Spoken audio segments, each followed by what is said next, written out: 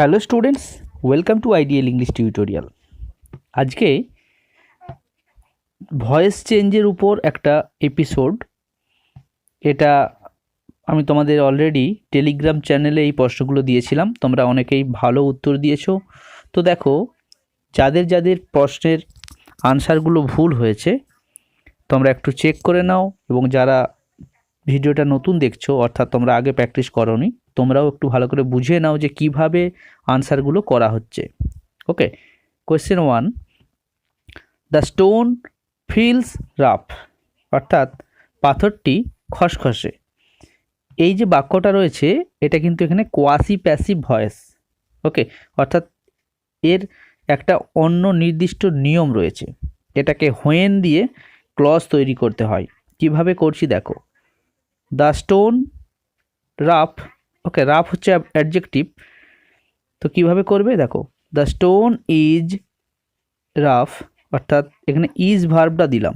The stone is rough, পাথরটি হলো খসখসে। তারপরে দেখো হোয়েন দিয়ে যোগ করবে, হোয়েন ইট ইজ, আর ফিল থেকে হবে felt. The stone is rough when it is felt, এভাবে সাজাবে।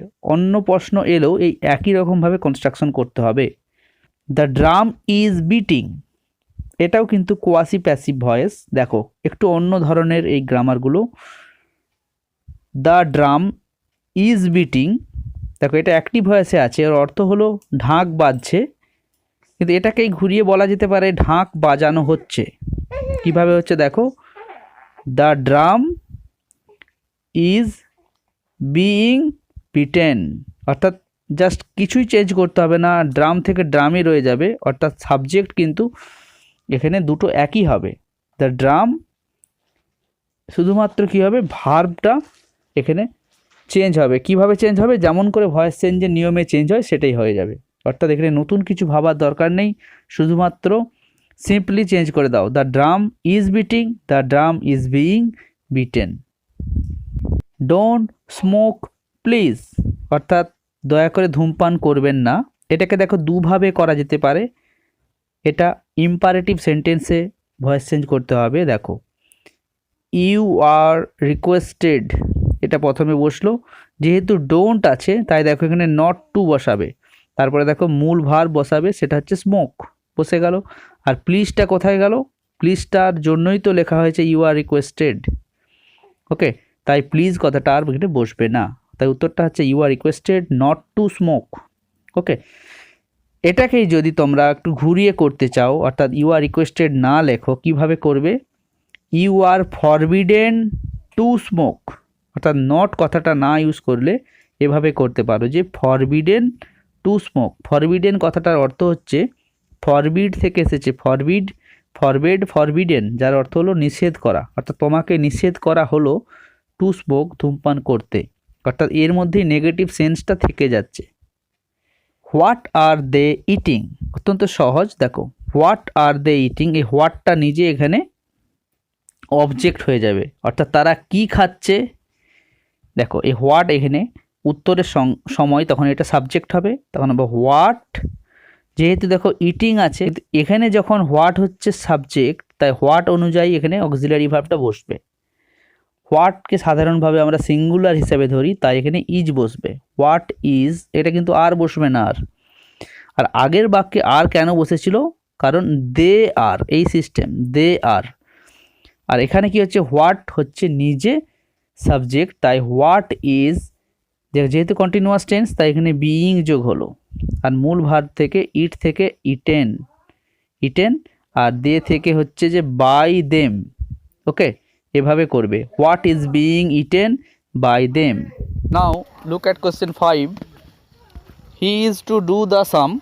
দেখো এখানে একটা ইনফিনিটিভ রয়েছে, সেটা হচ্ছে to do, he is to do the same. তো এই টু ডু হচ্ছে এখানে একটা ক্লু ওয়ার্ড, তোমাদের কাজ করতে হবে যে টু ডুটাকে কীভাবে তোমরা সলভ করবে সেটা দেখো। প্রথমে দ্য সাম হচ্ছে অবজেক্ট, এটা সাবজেক্ট হয়ে গেল দ্য সাম, যেহেতু ইজ আছে বি ভার্ব তাই এখানে ইজ বসে যাবে। আর টু ছিল, টু এর জন্য টু বসাতেই হবে তোমাকে, তাহলে টু বসলো। আর টু থাকার জন্য টু এর সঙ্গে বি কথাটা আনতে হবে, তাই the same is to be okay, আর মূল ভার্বের কী হবে, ডু থেকে তোমাকে ডান কথাটা নিয়ে আসতে হবে, কারণ ডু ডিড ডান মূল ভার্বের past participle. The same is to be done, he থেকে দেখো বাই হিম, এভাবে চেঞ্জ করতে হয়। হু ইন্সপায়ার্ড ইউ, অর্থাৎ কে তোমাকে অনুপ্রাণিত করেছিল। দেখো এখানে ইন্সপায়ার্ড এটা হচ্ছে পাস্ট ইনডিফিনাইট টেন্স, তাই তোমাকে পাস্ট ইনডিফিনাইট টেন্স অনুযায়ী করতে হবে। কিন্তু তার আগে দেখো এখানে হু রয়েছে, অর্থাৎ এটা WH কোয়েশ্চেন, আর হু থাকলে সিস্টেম হচ্ছে যে বাই হুম আগে বসে যায়। ওকে, এরপরে দেখো ইউ হচ্ছে এখানে সাবজেক্ট, ইউ এর জন্য আগে ওয়ার কেন বসছে, যেহেতু এটা পাস্ট টেন্স, তার মানে ইউ ওয়ার হতো, এটা প্রশ্ন হওয়ার জন্য ওয়ার ইউ হয়ে গেল, বাই হুম ওয়ার ইউ। তুমি যদি এটা নিয়ে কনফিউজড হয়ে যাও তাহলে প্রথমে এক কাজ করবে, বাই হুমটা ভেবে নাও এখানে নেই, তাহলে বাই হুম বাদ দিয়ে পড়ো কি হবে, ওয়ার ইউ ইন্সপায়ার্ড, ইন্সপায়ার্ড থেকে ইন্সপায়ার্ড হবে পাস্ট পার্টিসিপল। ওকে, আর বাই হুমটা শেষে না বসে সিস্টেম হচ্ছে প্রথমে বসে, তাই উত্তরটা হচ্ছে by whom were you inspired. কেন ওয়ার হয়েছে, কারণ এটা পাস্ট ইনডিফিনাইট টেন্স, তাই এখানে ওয়াজ ওয়ার বি ভার্ব হিসেবে আসে। পরের প্রশ্নটা দেখো, when have you started cooking, অর্থাৎ তুমি কখন রান্না শুরু করেছো। দেখো এখানে অবজেক্ট কি, কুকিং, আর হ্যাভ অক্সিলারি ভার্ব, স্টার্টেড হচ্ছে মেন ভার্ব, আর হোয়েন হচ্ছে WH ওয়ার্ড, আর সাবজেক্ট হচ্ছে ইউ। ওকে, তো তাহলে সিস্টেমটা হচ্ছে হোয়েন দিয়ে যদি প্রশ্ন হয়, হোয়েনের জায়গায় হোয়েন আগে প্রথমে বসিয়ে দাও, এটা নিয়ে আর কোনো ভাবার কিছু নেই, তার মানে হোয়েন নিয়ে তোমার কিছু চিন্তার নেই। ওকে, তাহলে উত্তরটা প্রশ্নটা কী হচ্ছে যে হ্যাভ ইউ স্টার্টেড কুকিং, এটা করতে হবে তোমাকে। দেখো যেহেতু কুকিং হচ্ছে অবজেক্ট, সেটা সাবজেক্ট হবে, তাই কুকিং তার আগে কি বসবে, হ্যাজ কুকিং, যেহেতু প্রশ্ন, তাহলে হোয়েন হ্যাজ কুকিং, আর যেহেতু প্রেজেন্ট পারফেক্ট টেন্স তাই এখানে বিন কথাটা আনতে হবে। When has cooking been started ছিল, তাই এখানে পাস্ট পার্টিসিপল স্টার্টেডই থেকে যাবে, স্টার্টেড, আর ইউ থেকে কি হবে, বাই ইউ যোগ হবে। When has cooking been started by you. Question 8, এটা একটা দেখো অন্য রকমের প্রশ্ন, এখানে ডবল অবজেক্ট আছে। দ্য সান এটা হচ্ছে সাবজেক্ট, গিভস হচ্ছে প্রেজেন্ট ইনডিফিনাইট টেন্সে এটা ভার্ব, আর আস হচ্ছে একটা অবজেক্ট, আর লাইট অ্যান্ড হিট এটা একটা অবজেক্ট।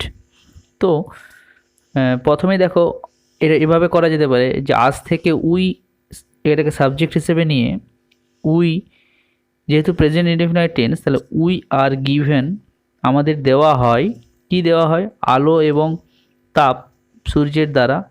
দেখো পরের যে অবজেক্টটা ছিল সেটাকে সরাসরি এখানে লিখে দিতে পারি, light and heat by the sun. Okay, এটা বাই দ্য সান এটা অবজেক্ট হয়ে গেল।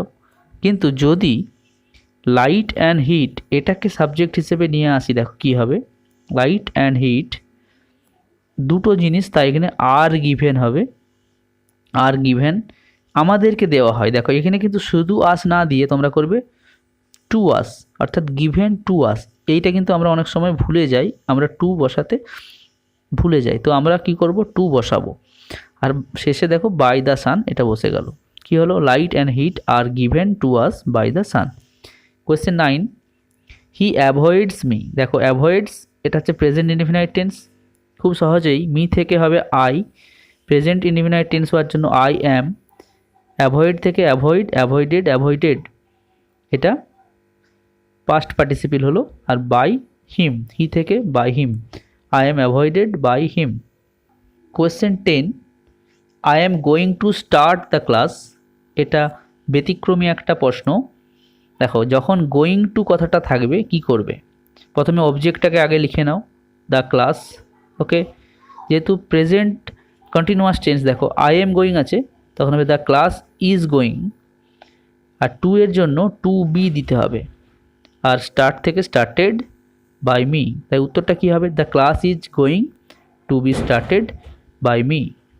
তো এই হলো 10টা প্রশ্নের উত্তর, আশা করি তোমাদের এটা অনেক কাজে লাগবে। তো যদি ভিডিওটা ভালো লাগে একটু লাইক দিয়ে কমেন্ট দিয়ে জানিও, এবং চ্যানেলে নতুন হলে অবশ্যই সাবস্ক্রাইব করে পাশে দেওয়া বেল আইকনে ক্লিক করে রেখো। ভালো থেকো, love English, English will love you.